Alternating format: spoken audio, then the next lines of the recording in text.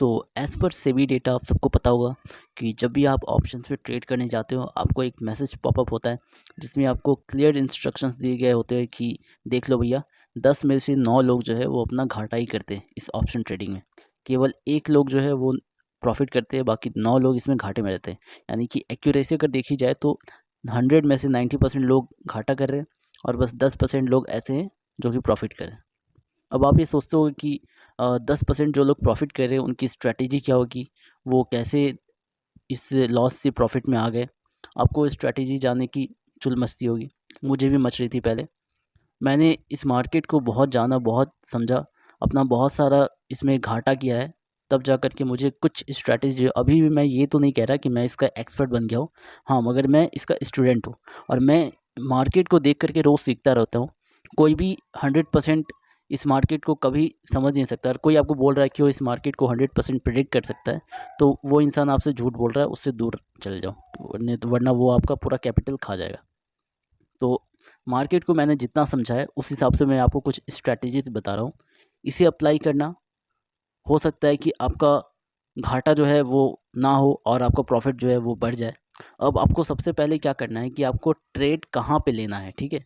Trade आपको हर रोज़ कभी नहीं लेना है। लोग क्या सोचते हैं कि रोज़ मार्केट खुलती है, रोज़ ऑप्शन चेन में जा कर के रोज़ ट्रेड लेंगे और रोज़ प्रॉफिट कमाएंगे। दोस्त, ऐसा कभी नहीं हो सकता। ऑप्शन चेन जो है वो रोज़ करने की चीज़ है ही नहीं।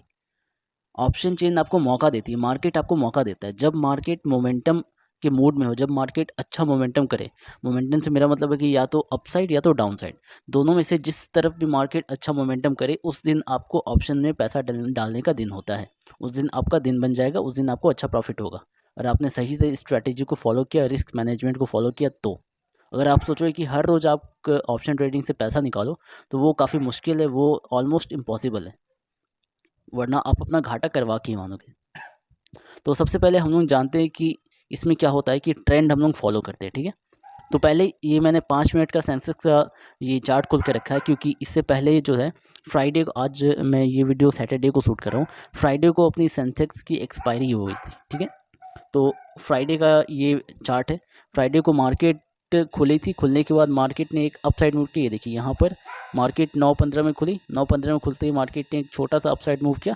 उसके बाद मार्केट कुछ देर तक सस्टेन यहाँ पर की।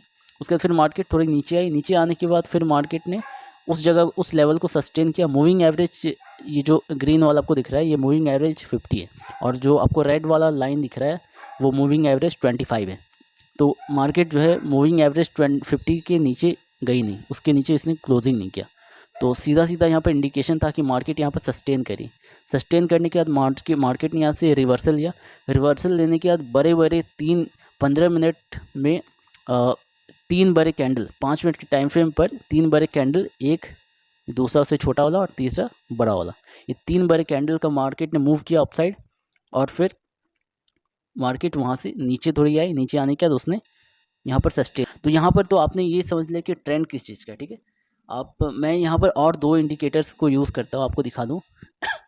एक है यहाँ पर MACD का, ये देखिए आपको दिख रहा हो तो एक ही MACD का मैंने इंडिकेटर लगा करके रखा है। इससे मुझे पता चलता है कि कहाँ पर रिवर्सल आने वाला है, कहाँ पर ट्रेंड आने वाला है, ठीक है। तो यहाँ पर MACD के जो बार्स हैं, यहाँ पर लाइट रेड जब होने लगे तब मुझे यहाँ से इंडिकेशन मिलने लगा कि हाँ, अब मार्केट जो है यहाँ से रिवर्सल लेने की फिराक में है। तो यहाँ से मैं ये ट्रेंड को पता करता हूँ कि मार्केट अभी किस ट्रेंड में, ठीक है। और इसका पूरा का पूरा मूव मैं कैप्चर कर सकूँ, इसके लिए मैं क्या करता हूँ, मैं और भी छोटे टाइम फ्रेम पर आ जाता हूँ। मैं पहले 1 मिनट को देखता हूँ, 1 मिनट के टाइम फ्रेम को देखता हूँ। अब 1 मिनट के टाइम फ्रेम पर मैंने 10:50 का अगर मैं टाइम फ्रेम निकालूँ, यहाँ पर है, यहाँ पर, ठीक है। अब यहाँ पर आने के बाद आपको 1 मिनट का टाइम फ्रेम में आपको दिख रहा होगा कि कुछ बड़े बड़े कैंडल्स है, मगर मुझे इससे भी संतुष्टि नहीं मिलती है।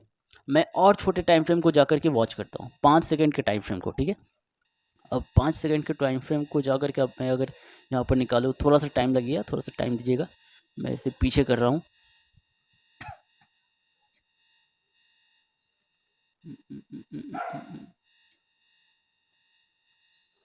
देखो दोस्त, मार्केट में पैसे तो बनते हैं, मगर आपको तरीका आना चाहिए, आपको इसकी नॉलेज होनी चाहिए। आप पहले मार्केट को समझो, पहले जानो, तब इसमें पैसा डालो। अगर आप कोई रील देख करके आते हो या कुछ भी किसी इन्फ्लुएंसर को देख कर के आते हो कि वो इतने पैसे कमा रहा है, इतने पैसे छाप रहा है, आप भी छापने लगोगे, वो कभी हो नहीं सकता, वो चीज़ पॉसिबल है ही नहीं। हाँ, अब यहाँ पर ध्यान देना, ये देखिए, ये 5 सेकंड का टाइम फ्रेम है, ठीक है। मैंने यहाँ पर बहुत छोटा टाइम फ्रेम खोल के रखा है। मुझे 5 सेकंड के टाइम फ्रेम में टाइम आप देख लो 10:53 है और 5 सेकंड, ठीक है। 10:53 से ये कैंडल बनना स्टार्ट हुआ। अब आप इस कैंडल को कंपेयर करो इससे पहले वाले कैंडल से, ठीक है।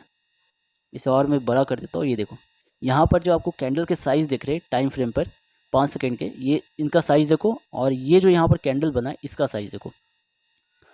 5 सेकंड का ये कैंडल था और 5 सेकंड में से कितना मूव किया है, 113 पॉइंट। 113 पॉइंट मार्केट ने 5 सेकंड में मूव किया है, ठीक है। अब इस पहले कैंडल को देख करके मैं एंट्री नहीं लूँगा, मैं और इसके 1-2 कैंडल को देखूंगा। 1-2 कैंडल भी अगर उसी साइज़ या उससे थोड़े छोटे साइज़ के हैं तब चलता है, क्योंकि बाकी से के कंपैरिजन में ये काफ़ी बड़े कैंडल, ठीक है। तो इसे देखने के बाद मैंने यहाँ पर से एंट्री ली, और एंट्री लेने के बाद अब मेरा जो स्टॉप लॉस होगा ये मूविंग एवरेज होगा, ठीक है, वो भी ग्रीन वाला। अब मैंने मान लो कि यहाँ से एंट्री ली, ठीक है, यहाँ पर एंट्री ली 10:53 में और ओपन हुआ था 8216 में, ठीक है। मैंने 8216 में एंट्री ली और मेरा अब स्टॉप लॉस है ग्रीन वाला, ये जो आपको ग्रीन वाला मूविंग एवरेज दिख रहा है यहाँ पर, ठीक है। यहाँ पर आया, मगर मैंने यहाँ पर एग्जिट नहीं लिया, क्योंकि मार्केट यहाँ पर आने के बाद इसे सस्टेन करेगी, ठीक है।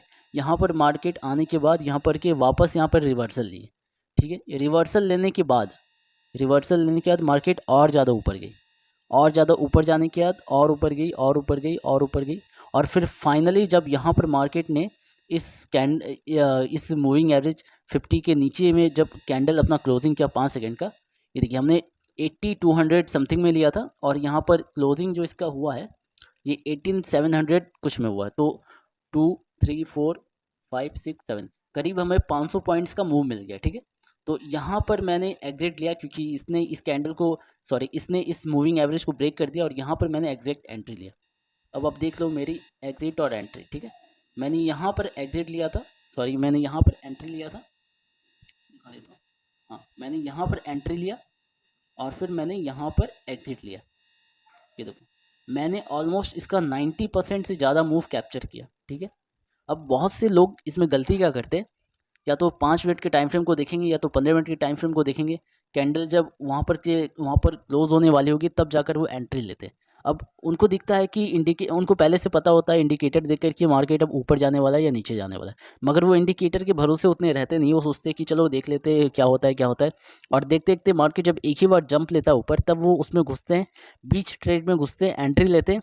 थोड़ा सा भले ही उन्हें प्रॉफिट हो, मगर सोचते हैं कि होल्ड करता हूँ, क्या पता इसके बाद और शायद मार्केट मूव अच्छा दे, मार्केट इसके बाद शायद और ऊपर जाए, और होल्ड करके बैठ जाते हैं, और उसके कारण उनका क्या होता है कि घाटा होने लगता है।